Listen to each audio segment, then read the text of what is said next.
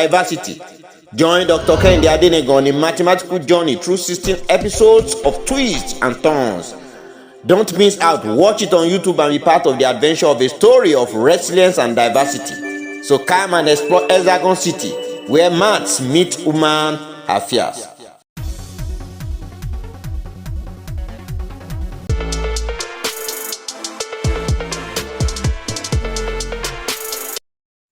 King Ilori, in his usual manner, appealed to members of his council to salvage the situation and keep his reputation and the promises of change and innovation he had promised while vying for the throne.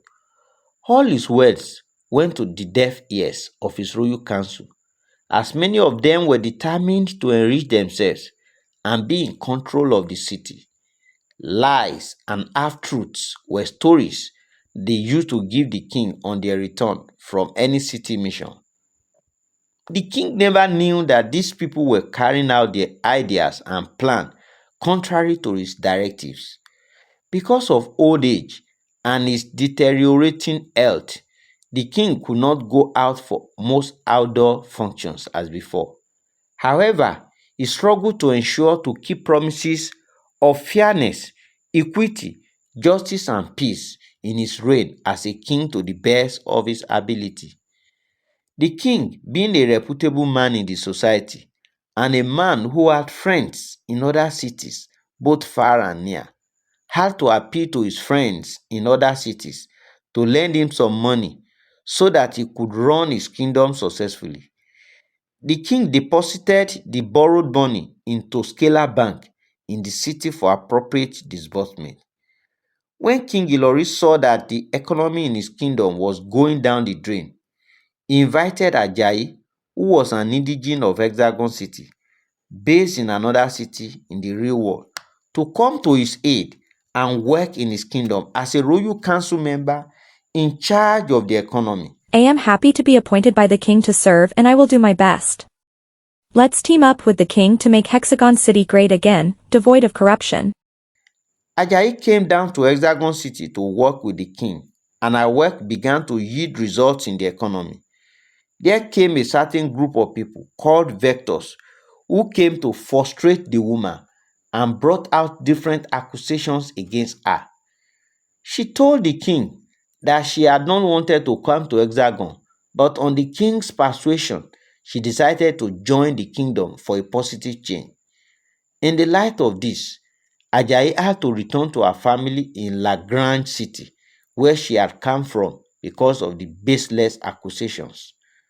Meanwhile, during Ajayi's work in King Ilori's kingdom, some monies that had been stolen and taken to other cities by Kings Abubakar and Olademo were recovered by King Ilori and deposited in Scalar Bank.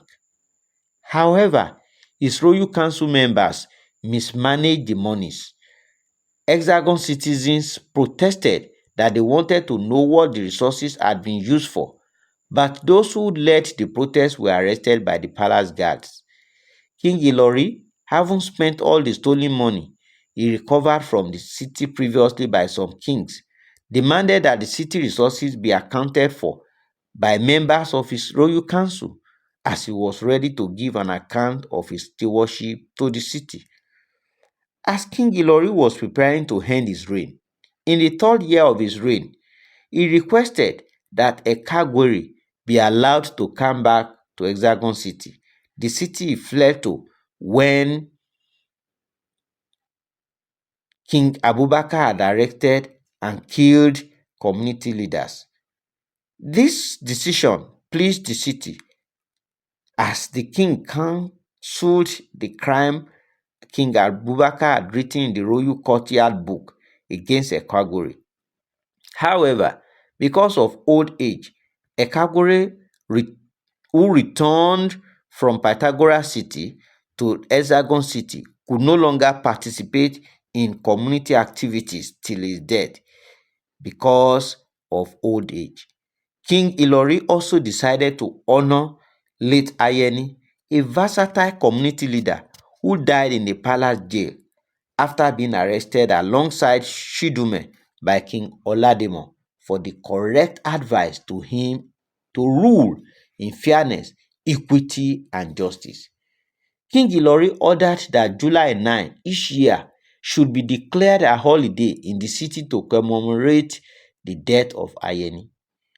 The chief priest went one day to see the king to remind him that his days on the throne were numbered and would soon come to an end, and the need for him to prepare to leave the throne for a new king to succeed him.